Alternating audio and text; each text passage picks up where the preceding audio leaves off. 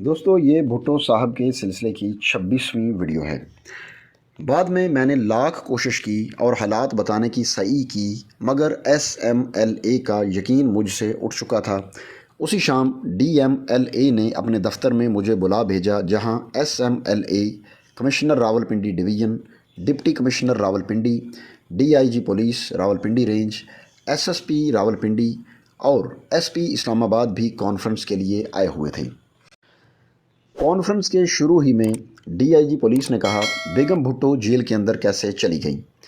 پیشتر اس کے کہ مجھے جواب دینے کو کہا جاتا، DMLA جنرل شاہ رفیع عالم نے انہیں غصے ہوتے ہوئے کہا، یہ فیصلہ حالات کی نزاکت کو دیکھتے ہوئے کرنل رفیع کا تھا، مگر ان سے پوچھا کہ آپ یعنی DIG پولیس یہ بتائیں کہ بیگم بھٹو پولیس کی اتنی بڑی گارڈ کے باوجود اسلام آباد جس گھر میں زیر حراست تھیں یعنی پراچا ہاؤس میں، وہاں سے بھاگ نکلنے میں کیسے کامیاب ہوئیں، اور پھر پنڈی اور اسلام آباد کی پولیس کو ہوشیار کرنے کے باوجود جیل تک پہنچنے میں کس طرح کامیاب ہوئیں۔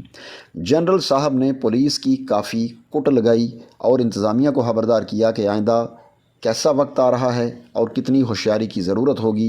اس کانفرنس کے بعد مجھے SMLA کے سامنے دوبارہ اپنی صفائی پیش کرنی پڑی۔ جب میں 8 فروری کو دوبارہ سیکیورٹی وارڈ میں گیا تو بھٹو صاحب کچھ خاموش تھے، اور کچھ دیر بعد انہوں نے گلہ کیا کہ میں نے ان کی بیگم صاحبہ سے چلا کر کہا تھا کہ فوراً واپس چلی جائیں۔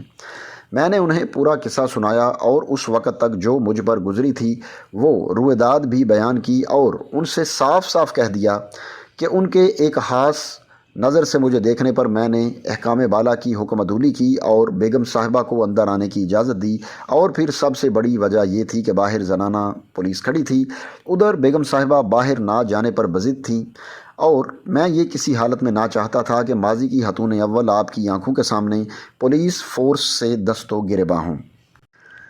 میں نے ان سے صاف کہا، جناب کیا میرا چلانا آپ کی خیر خواہی یعنی گڈ فیتھ میں نہیں تھا؟ جس پر انہوں نے اپنا سر ہلا کر میری حوصلہ افزائی کی اور بعد میں میرا شکریہ ادا کیا کہ میں نے ان کی وجہ سے اتنی تکلیف اٹھائی اور مجھے جواب طلبی کا سامنا کرنا پڑا۔ اسی موقع پر انہوں نے مجھ سے شکایت کی کہ جیل کے لوگ ان سے اچھا سلوک نہیں کر رہے، اور مجھ سے کہنے لگے کہ یہ ان کی بے عزتی ہے۔ میں نے ان کے حالات کے متعلق سمجھانے کی کوشش کی، لیکن اس وقت ہوا کا رخ تبدیل ہو چکا تھا اور جیل والے کسی قسم کی بات سننے کے موڈ میں نہ تھے۔ نظر ثانی اور رحم کی اپیل۔ 22 مارچ 1979 کو جب میں بھٹو صاحب سے ملا تو انہوں نے جیل حکام کے خلاف کافی شکایات کی۔ میں نے ان کو بتایا کہ میں اب اس پوزیشن میں نہیں ہوں جس میں پہلے تھا، اور جیل حکام پر بھی کافی سختی کی جا رہی ہے، کیونکہ حکام بالا ہر لمحہ متفکر ہونے کی وجہ سے سیکیورٹی وارڈ کا خاص خیال رکھ رہے ہیں، اور جیل حکام کو قانونی طور پر مجبور کر رہے ہیں کہ وہ کتابی احکامات کے مطابق سختی سے کام چلائیں۔ میں نے بھٹو صاحب کو صبر کی تلقین کی۔ ان دنوں بھٹو صاحب ٹہلائی کے لیے سیل سے باہر بہت کم نکلتے تھے۔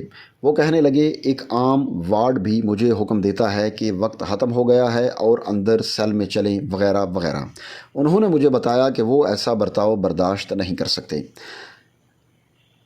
اس دن باتوں میں بھٹو صاحب نے مجھ سے پوچھا کہ سپریم کورٹ میں نظر ثانی کا کیا فیصلہ ہو سکتا ہے۔ میں نے اپنی لا علمی کا ذکر کیا، پھر انہوں نے خود ہی کہا کہ شاید سپریم کورٹ 25 مارچ کو اپنا فیصلہ سنائے، جو اپیل جیسا ہی ہوگا، یعنی 3-4 کا فیصلہ ہوگا۔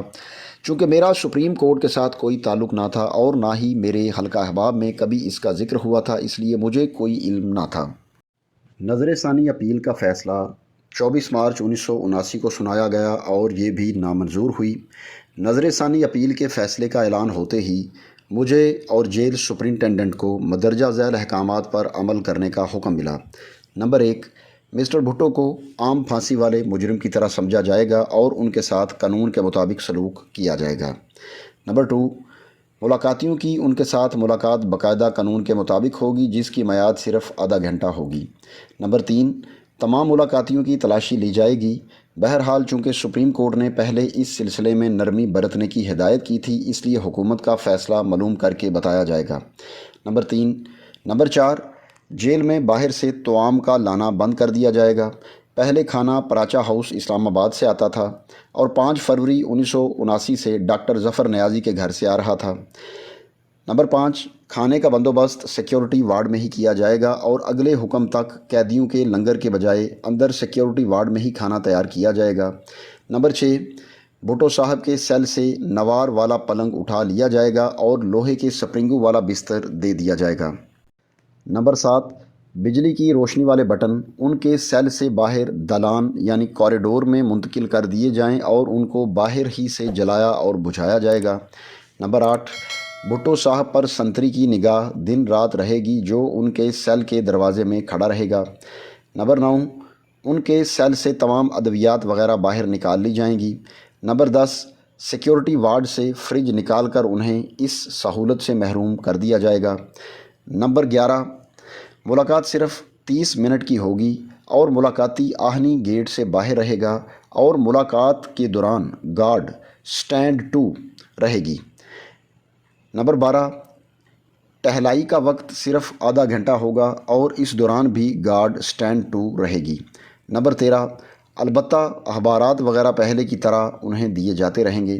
اور نمبر 14 یہ تھا کہ رات کے وقت فیلڈ افسر جو سیکیورٹی بٹالین سے ہوگا آپریشن روم میں ڈیوٹی پر تعینات رہے گا تاکہ سیکیورٹی کو یقینی بنایا جائے۔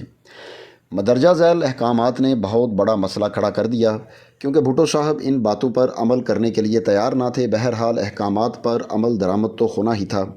جیل حکام نے فوراً عمل شروع کر دیا۔ نوار کی چارپائی کو ان کے سیل سے نکال دیا گیا لیکن بھٹو صاحب نے لوہے کی چارپائی اندر نہ ڈالنے دی اور گدا سیل کے فرش پر ہی بچھا لیا۔ انہوں نے اپنی ادویات اور حجامت کا سامان سیل سے باہر نہ نکالنے دیا۔ جیل حکام نے فیصلہ کیا کہ جب وہ غسل خانے میں جائیں گے تو یہ چیزیں ان کے سیل سے باہر نکال لی جائیں گی۔ یا تو انہوں نے یہ بات سن لی یا پھر کسی نہ کسی طرح انہیں بتا دی گئی، اس لیے وہ غسل خانے سے کموڈ جو لکڑی کا ڈبہ ہی تھا جا کر خود اٹھا لائے اور اسے سیل کے ایک کونے میں رکھ دیا اور پھر سیل سے باہر نکلنے پر رضامند بھی نہ ہوئے۔ جب جیل حکام نے یہ دیکھا تو چند وارڈ اکٹھے کیے گئے اور سیکیورٹی وارڈ میں لے جا کر ان کو دالان میں حکم دیا گیا کہ کارروائی ہر حالت میں کی جائے گی۔ بھٹو صاحب نے جب یہ حالت دیکھی تو ایک بے بس انسان کی طرح خاموش رہے اور اس طرح جیل حکام نے ان کے سیل سے ان کی ادویات وغیرہ اور حجامت کا سامان نکال لیا۔ اسی وقت بجلی کے سوئچ وغیرہ بھی باہر منتقل کر دیے گئے۔ وہ اس کارروائی پر بے حد غضبناک ہوئے مگر ساتھ ہی ساتھ بے بسی کا عالم بھی تھا۔ قہر درویش برجان درویش والی بات ہوئی۔ جب وہ اور کچھ نہ کر سکے تو انہوں نے 24 مارچ دن کو بھوک ہڑتال کر دی۔ انہوں نے 23 مارچ شام کو کھانا کھایا اور اس کے بعد انہوں نے نہ کچھ کھایا نہ کچھ پیا۔ انہوں نے 9 دن بھوک ہڑتال کی اور اس طرح 24 مارچ سے 1 اپریل 1979 کی شام تک انہوں نے نہ تو کچھ کھایا اور نہ پیا۔ اس دوران میں نے ان کو جا کر نہ دیکھا کیونکہ مجھے حکم مل گیا تھا کہ میں ان کو اکیلا نہیں مل سکتا۔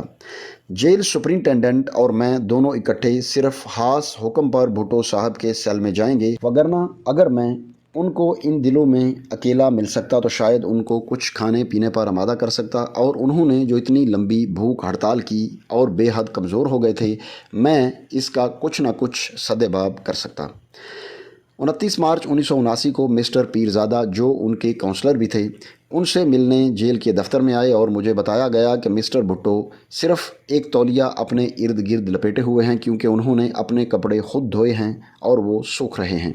انہیں جیل حکام نے بتایا کہ مسٹر پیرزادہ انتظار میں بیٹھے ہیں۔ تب انہوں نے اپنے دھوئے ہوئے کپڑے استری کے لیے دیے جو آدھے خشک اور کچھ گیلے ہی تھے، پہن کر مسٹر پیرزادہ سے ملے۔ مجھے اس دن بتایا گیا کہ ان کی حالت بے حد خراب اور کمزور تھی، لیکن میں جیل کے دفتر سے ان کے سیل نہ جا سکتا تھا کیونکہ میں SMLA کے احکامات کی پابندی پر مجبور تھا۔ دوستو، یہ بھٹو صاحب کے آخری دنوں کے حوالے سے 26ویں ویڈیو تھی۔ اگر ویڈیو اچھی لگے تو لائک کریں، چینل پر نئے ہیں تو سبسکرائب کریں اور بیل یعنی گھنٹی کے بٹن کو دبا کر نوٹیفیکیشنز آن کر لیں تاکہ ہماری تمام ویڈیوز کے نوٹیفیکیشنز آپ کو سب سے پہلے ملیں۔ اب آپ سے ملاقات ہوگی اپنی اگلی ویڈیو میں، تب تک کے لیے اللہ حافظ۔